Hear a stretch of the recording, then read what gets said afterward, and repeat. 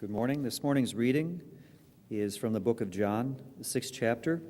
If you wish to follow along, you can find it on page 971 of your Pew Bible. In the beginning was the Word, and the Word was with God, and the Word was God. He was in the beginning with God.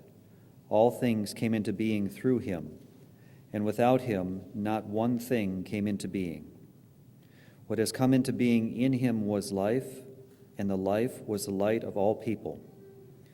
The light shines in the darkness, and the darkness did not overcome it. There was a man sent from God, whose name was John. He came as a witness to testify to the light, so that all might believe through him. He himself was not the light, but he came to testify to the light. The true light, which enlightens everyone, was coming into the world. He was in the world, and the world came into being through him, yet the world did not know him. He came to what was his own, and his own people did not accept him.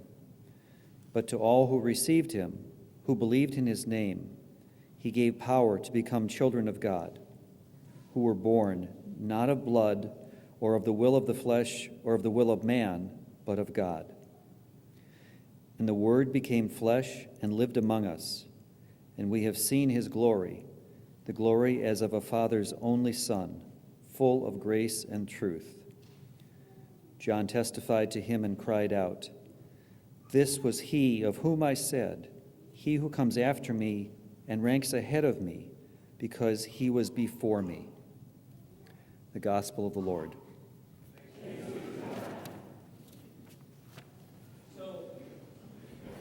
So, Marvin, I'm going to call you out, man.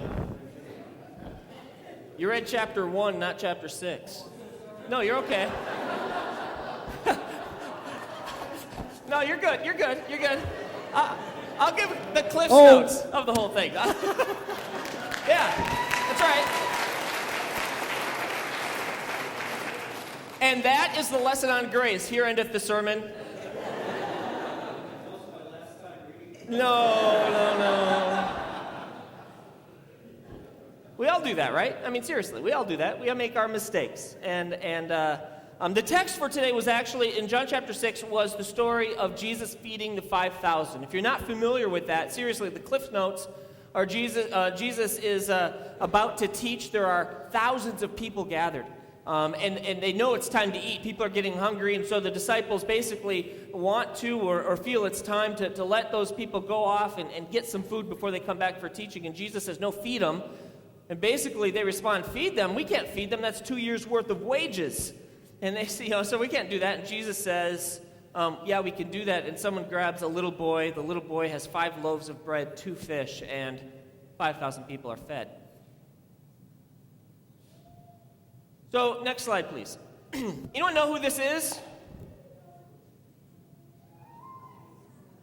Neil Diamond? No. That's awesome. No, that's good. No. His name, next slide, please. His name is Richard Feynman. Does that name ring a bell? Where's Lynn Trent? Yeah, you know him. Lynn Trent's in here somewhere. There you are. All right, that name ring a bell for you? Yes, of course it does. Richard Feynman is actually a very, very famous theoretical physicist, an American theoretical physicist. And I like him for all kinds of reasons. We're going to get into one particular phrase of his, or a speech, actually, that he gave. But first, one of the things I like about him most is this particular quote. If we go to the next slide. The quote is this. It says, "I would rather have questions that can't be answered than answers which can't be questioned." He's talking about physics and science, but how true can that be for our faith? We have a group of over 60 people going through Rob Bell's Love Wins this summer, the book, and almost every chapter as we gather, we run up against questions that can't be answered. We run up against what I would call the ocean of the mystery of God. We kind of get in and get our toes and our feet wet, and we wade in that a little bit, but we come to a point where we realize that the wholeness of God is more mystery than anything else. And so coming from a physicist is a great quote. But that isn't quite what I want to lift up. I want to talk about him specifically. He was born in 1918, passed away in 1988. American theoretical physicist, as I said. And here are his fields. He basically worked with integral formulation of quantum mechanics, quantum electrical dynamics, and the physics of superfluidity of supercooled helium, as well as particle physics. Did you get that? All right. Other than you. I know, Lynn. It's fine. Yeah, you got it. But yeah, so he is in that kind of realm of physics. Incredibly important. He's on a list of many lists, actually, of the top 10 most influential and most important physicists of our time, of any time. And it's always fun to be on a top 10 list, but this is a pretty specific top 10 list, right? I mean, other physicists that would be on the top 10 list would be who? Einstein? Oh, yeah, Oppenheimer, okay. Stephen Hawking, probably, right? Probably Sir Isaac Newton, right? I mean, so you start getting into some of these really big names, and this guy is on that list. And on December 29th, 1959, he gave a speech at Caltech for the American Society of Physicists, and that was entitled, "There's Plenty of Room at the Bottom." There's plenty of room at the bottom. Now that seems harmless, benign, probably doesn't mean a whole lot, except for at the time, physicists, of course, you're just before the space race. A lot of people are talking a lot more what's out there, and you're talking distances, right? Millions of light years, hundreds of thousands of light years, stars that are so far away, and that's a lot of the talk at the time. And so he kind of drills it down and flips the coin a little bit and says there's plenty of room at the bottom. And what he means by that is as infinitely large as things appear to be, or as large as things appear to be, things are infinitely small as well. Start talking about atoms, right? Molecules, and then atoms. And then atoms, you have protons and neutrons. And then if you split those up, you get quarks, and the list keeps on going, right? You just keep cutting things in half, and things are ultimately infinitely small. And so he's talking about this molecular, this atomic world. There's plenty of room at the bottom. It wasn't long after that another physicist coined the phrase nanotechnology. Does that mean anything to anybody? Nanotechnology? So nanotechnology is basically what he's talking about, that world of the very, very, very small. A world that we didn't even really get to see until roughly 1981, when one of the first electron microscopes was put into action, and you could start to see molecules, you could start to see atoms. You could actually start to see the very, very small. So nanotechnology is talking about the very small, the nano world. And if you don't have any concept of how small a nanometer is, I want to give you an example. Here you go. A nanometer is 10 to the ninth meter, negative ninth meter. Anyone know how small that is? If you cut a meter into how many pieces? 1 billion. 9 zeros. Right? Billion B. That's how small a nanometer is. And maybe that's not enough for you. Okay, so let's go next slide. Or if you cut an inch into over 25 million pieces. Is that better? Right, yeah, I didn't think so, right? You're kind of stunned right now. You're talking very small. Here's another example that's a little bit better. A thickness of a sheet of paper, there would be 100,000 nanometers thick. That's how small we're talking about. We're talking about the world of the incredibly, incredibly, incredibly small. So our text for today, next slide please, which we read the wrong chapter of. Where's Marvin? I want to tease him. No? There you are. He's hiding up. Okay, you get to the balcony, young man. All right? The text of Jesus feeding the 5,000. Last week, if you were here or if you listened online, you heard me talk about the lectionary, which we don't always follow, but the lectionary gave us a text that was split. If you were here, you remember this. If you weren't, I'll explain it to you.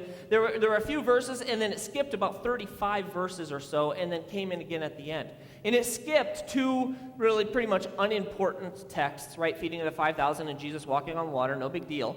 But it skipped these important things. And what we talked about was how often do we skip over God in our lives, the miracle of God in our daily lives? How often do we just skip those who need God the most? We just kind of pass over it sometimes. Now, the lectionary didn't mean to do that. There are very good reasons why they did that. But what a good example of how often we pass over those things, so to speak. And so some of you had asked me, well, I want to go back and read about the 5,000. I want you to talk about the feeding of the 5,000. I would like to take credit for talking about that today, but the reality is the lectionary still is covering it. It just moved from the Gospel of Mark to the Gospel of John, and we're talking about it in the Gospel of John. So here we are. We're talking about the miracle of the feeding of the 5,000. It's a miracle, right? It's a big thing that's done. The immensity of feeding 5,000 people with just a little bit, it's this big feat. It's this big, again, it's a miracle. It's showing the power of God, and it's supposed to kind of give a checklist effect to us to say, yep, it's Jesus, it's God, doing awesome and amazing things. If only it were that simple. If only that's all there were to it. I don't know about you, but I think of the things that we are called to do as Christians. People like me who stand in front of a church, we talk about changing the world. We talk about feeding the hungry. We talk about giving justice to those who are oppressed. We talk about these big changes. We talk about ushering in heaven on earth, to building the kingdom. And these are hugely daunting tasks. And often when we say those things, if you're anything like me, they feel almost too big to tackle, too big to approach, too big to even touch, too big to start. After all, who in the world am I to change the world? Right? Except for that's not what Jesus entirely shows us to do. What we see in this text, very simply, isn't just this big, incredible miracle that seems daunting and too big to overcome. What we see, as much as that big miracle, is the small places where Jesus starts. The next slide, please. You see in the text that Jesus not only starts with not an adult, but a child, a boy, and starts with only 5 loaves and 2 fish. Jesus doesn't just say, feed 5,000, go to it, but Jesus himself starts with the very, very small to accomplish the daunting, very large things that he has us do. It's not all that unlike what we just saw and what we talked about at the gathering. Right? The gathering, 30,000 people downtown, 30,000 people worshiping in Ford Field, 30,000 people doing activities in Cobo Central, 30,000 people doing service in Detroit, 30,000 people cleaning up neighborhoods and taking the garbage to the curbs, and 30,000 people creating piles and piles of garbage that I think still need to be cleaned up. Is that true? Anyone know? Oh, the forestry department is coming in. Oh, so it's going to be cleaned up? Oh, whew. I was going to tell you all to write a letter to the mayor. 30,000 people doing all of that work. And it seems huge, it seems daunting, it seems pretty darn amazing. But the reality is it's not this big event. It's 30,000 individuals putting in a few hours of work. This big thing that happened isn't just this big thing. It's lots and lots and lots and lots of little things. People giving a little bit of time, an afternoon, an evening to help with security. Adults taking a couple days of vacation off to hang out with a bunch of kids. All right? Kids taking off a few days of their summer. It seems huge, but really it's just a bunch of little things. And that's the example Jesus gives us throughout the Gospels. True, you could come up with plenty of examples of Jesus just simply doing big things. I'll give that to you. But often we see Jesus talk about the small things. The mustard seeds, right? Sparrows, grains of wheat, yeast, small coins he uses, sprouting seeds. He even talks about the faith of a child. Little things that have a huge impact. Next slide, please. Who tell me what this is? It's an atom. Here's the real test. Quiet. What kind of atom? He's counting. No, it's carbon. It's carbon. Carbon, it could have picked any atom, but carbon is pretty amazing in a lot of ways. And part of this nanotechnology world, small things that do big things, small things with great strength, can be seen in this simple atom. Next slide, please. Carbon, of course, you can give a lot, it's the building blocks of life. Carbon is in graphite that you use to write it with, but if you compact carbon, certain kinds of carbon, compact it, give it pressure and time, what do you end up with? Diamond, one of the strongest substances on the planet. That's right. Carbon, a tiny atom, rearranged in such a way you get one of the most powerful and the strongest substances that we know of. Next slide, please. Anyone heard of nanotubes? Carbon nanotubes. Again, carbon, a single atom, arranged in such a way that you create some of the strongest materials on the planet. Now, a lot of this is theory, but it's pretty cool theory. Nanotubes are no more than 1 or 2 nanometers thick. Remember how small a nanometer is? 1 or 2 nanometers thick.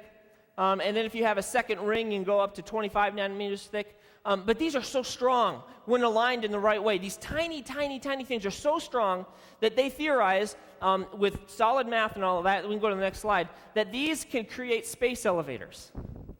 That you can tether it to the Earth and to a space station up above, and it'll just swing around the Earth, and then instead of launching rockets into space, you could actually use this line to create an elevator of sorts up to a space station. Nanometers thick. Great strength. Great accomplishment. Next slide, please. Paul Tillich says that the only way to the universal is through the particular. Said another way, the only way to experience God, the only way to bring in the largeness, the universal, the largeness of the presence of God, heaven on earth, so to speak, is not through the big things. It's through the particular. It's through the small. It's through the specific things. And so today, this feeding of the 5,000 isn't simply about bread and fish and a lot of people on a mountainside listening to a sermon. It's about how little things can accomplish great tasks. We are not called to save the world. Jesus did that. That's the gospel. It is finished. We are saved. We are forgiven. Grace is abundant, even when we read the wrong text, right? But it is finished. There's nothing else to do with that. But we are called. We are called to make a difference. We are called to change the world. We are called to usher in heaven on earth. And it doesn't have to be as daunting as it sounds. It can be through a few hours here, a few hours there, a little bit of money, feeding the hungry, fighting for injustice. And so my question for you this week is, what nano act will you participate in? What small thing are you going to do to bring about phenomenally huge change? What small nano act will you participate in? What small way will you usher in the presence of God this week? In other words, how are you going to feed 5,000? What crumbs are you going to bring to the table? Because if we all do that, we're going to be able to feed a lot more than 5,000. We will truly usher in heaven on earth. Let us pray. Creator God, we thank you for being a God of justice, a God of mercy, a God of love, a God of forgiveness. We thank you for being a God who created large things and small, for being a God of things unseen, both far and near, for being a God who reveals himself through creation and through Jesus, as well as a God who remains a mystery. We ask that you give us the sight to see the things that need to be done in this world, and the perspective to see that it's not always as big as it seems. We ask for the courage to step up and do just the little things, lots of little things together. You give us the courage to do that, so that we can do your work with our hands, so we can usher in your kingdom, so we can participate in your restoration and renewal. Help us spread the gospel through little, small acts. In your name we pray. Amen.